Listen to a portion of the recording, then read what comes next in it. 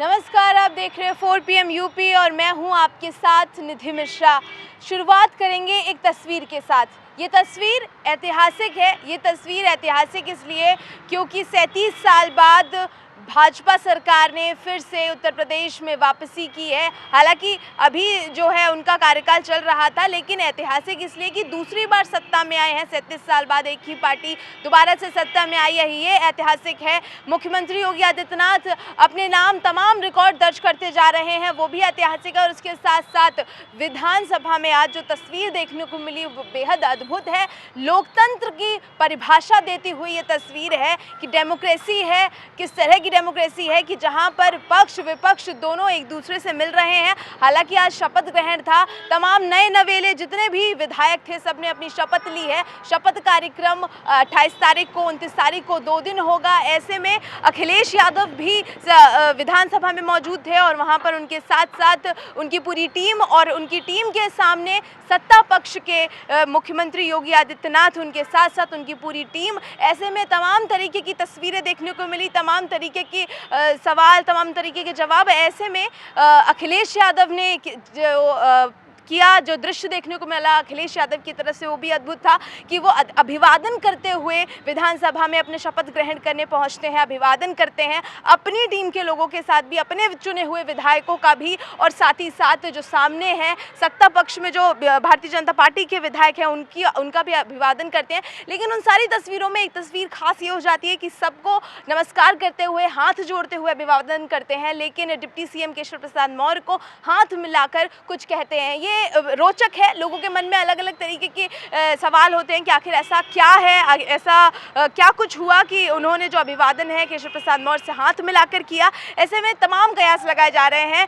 आपको बता दें कि केशव प्रसाद मौर्य ने सिराथू विधानसभा सीट से चुनाव लड़ा था, जहां पर उनको हार मिली है, वो हार गए हैं। उनके सामने सपा की प्रत्याशी पल्लवी पटेल थी जिन्होंने उनको हरा दिया है। लेकिन उन सबके बीच ये भी समझ में आता है कि डिप्टी सीएम, जहां पर एक तरफ डिप्टी सीएम अभी तक जो थे वो केशव प्रसाद मौर्य थे, उनके साथ साथ दिनेश शर्मा थे, लेकिन अब दिनेश शर्मा का पद हटाकर ब्रजेश पाठक को दे दिया गया है। यह अनोखी तस्वीर देखने को मिल रही है, जहां पर बीच में आपको योगी आदित्यनाथ दिखाई देंगे, उनके साथ केशव प्रसाद मौर्य दिखाई देंगे। तस्वीर वही है, लेकिन अब बदलाव, दिनेश शर्मा की जगह ब्रजेश पाठक दिखाई देंगे। ये सब में लोगों की अलग अलग प्रतिक्रियाएं हैं। कुछ लोग अच्छा समझते हैं, कुछ लोग इसमें अपने तमाम तरीके के कमेंट्स कर रहे हैं, तमाम तरीके की रोचक बातें कर रहे हैं। ऐसे में आज की जो तस्वीर है वो बेहद जुदा है, क्योंकि इस तस्वीर के बाद, इस वीडियो के बाद जो खूब वायरल हो रही है अखिलेश यादव और मुख्यमंत्री योगी आदित्यनाथ की, इस वीडियो के बाद ये तस्वीर ये बयां कर रही है कि हाँ, अब विधानसभा में जो आरोपों का जो दौर था, जो बयानबाजी का दौर था, जहां पर सत्ता विपक्ष और पक्ष दोनों ही पार्टियां एक दूसरे पर तंज कस रही थी, बयान दे रही थी, एक दूसरे को तीखे वार कर रही थी, वो पूरी तरह से समाप्त हो चुका है।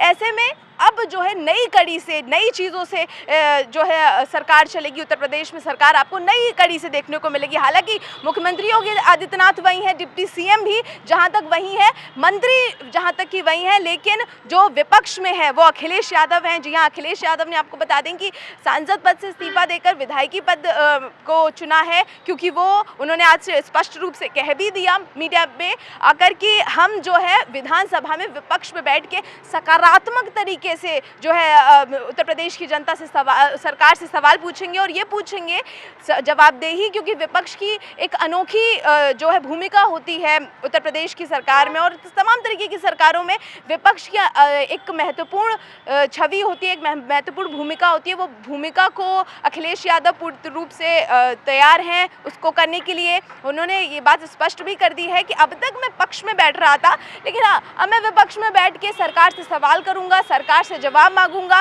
पूछूंगा कि सरकार जनता के लिए क्या कुछ कर रही है, क्या कुछ नहीं कर रही। तमाम तरीके की तस्वीरें आपको देखने को मिलेगी। लेकिन आज की इस तस्वीर से इस बात पर विराम ये लग गया है कि एक नया दौर, एक नया समीकरण आपको देखने को मिलेगा उत्तर प्रदेश में, उत्तर प्रदेश की सरकार में, जो हालांकि लंबे समय से, क्योंकि चुनाव थे, विधानसभा चुनाव 2022 लंबे समय से चल रहा था, तैयारियां सत्ता पक्ष भी कर रही थी, विपक्ष भी कर रहा था, तमाम तरीके की अटकलें, अब विराम लग गया है उन सबको। जो बयानबाजी का सिलसिला है उस पर भी विराम लग गया है। अब जो है नए तरीके से, नए बदलाव से आपको सरकार देखने को मिलेगी। ऐसे में हम आपको बता दें कि मेरे सहयोगी क्षितिज जो है दिनेश शर्मा से बातचीत करके करके आए हैं, क्या कुछ कहा है उन्होंने, पहले आपको ये सुनवाते हैं।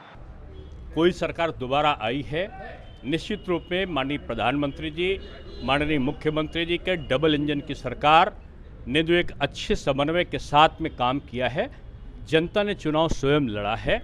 माननीय प्रधानमंत्री के मार्गदर्शन पर योगी आदित्यनाथ जी के कुशल नेतृत्व में जो हमारा देव तुल्य कार्यकर्ता है, उसकी मेहनत और हमारी जनता का जो आशीर्वाद है, इसका प्रतिफल है कि जो बीजेपी की लगातार दूसरी बार सरकार बनी है। निश्चित रूप में ये जवाबदेही सरकार अपने संकल्प पत्र के अनुसार जनता की जो जन भावना है उसको पूरा करने में बेहतर तरीके से काम करने में सफल होगी। पूरे उत्तर प्रदेश का जो कार्यकर्ता है वो आह्लादित है और वो प्रसन्न है कि एक सफल भारतीय जनता पार्टी की सरकार बनी है। तो ये थे पूर्व डिप्टी सीएम दिनेश शर्मा, जिन्होंने भारतीय जनता पार्टी के साथ किस तरह का समीकरण है उनका और आगे उनकी कैसी प्रतिक्रिया रहेगी, क्या कुछ प्रतिक्रिया है, क्योंकि उनकी प्रतिक्रिया लेना भारतीय जनता पार्टी में इसलिए भी महत्वपूर्ण हो जाता है क्योंकि अभी तक वो डिप्टी सीएम के कार्य पर कार्यरत थे, डिप्टी सीएम के पद पर कार्यरत थे, लेकिन सब कुछ वैसा का वैसा ही है। 2022 में आपको बता दें, ध्यान दीजिएगा इस बात का कि सब कुछ वैसे का वैसा ही है। मुख्यमंत्री योगी आदित्यनाथ मुख्यमंत्री हैं, डिप्टी सीएम केशव प्रसाद मौर्य भी डिप्टी सीएम है, लेकिन जो तस्वीर बदली है वो एक बदली है, वो है deputy CM Dinesh Sharma. Deputy CM Dinesh Sharma की तस्वीर बदली है, उनकी जगह पर ब्रजेश पाठक आए हैं। ब्रजेश पाठक किस तरह का कार्यकाल करेंगे, किस तरह का जो है अपनी सरकार संभालेंगे, किस तरह का अपना पद ग्रहण करेंगे, ये सब तो आपने शपथ लेने के दौरान देख लिया कि पद के साथ उनका कार्य कैसा होता है, ये सब समय अगर पता चलेगा। लेकिन इस पर दिनेश शर्मा ने अपनी प्रतिक्रिया दे दी है कि भाई नाराज़गी है भारतीय जनता पार्टी से कि नहीं है। वैसे उन्होंने अपने साफ साफ शब्दों में कहा है कि 37 साल बाद अद्भुत नज़ारा है, ये एक सम्मानजनक भी होता है, आश्चर्यजनक तो बिल्कुल भी नहीं है, सम्मानजनक है और ये सम्मान लगातार वो भारतीय जनता पार्टी के साथ बनाए रहेंगे और भारतीय जनता पार्टी के साथ जुड़े रहेंगे। ऐसी तमाम खबरों से जुड़े रहने के लिए आप देखते रहिए 4 PM न्यूज़ नेटवर्क। मैं हूँ निधि मिश्रा, नमस्कार।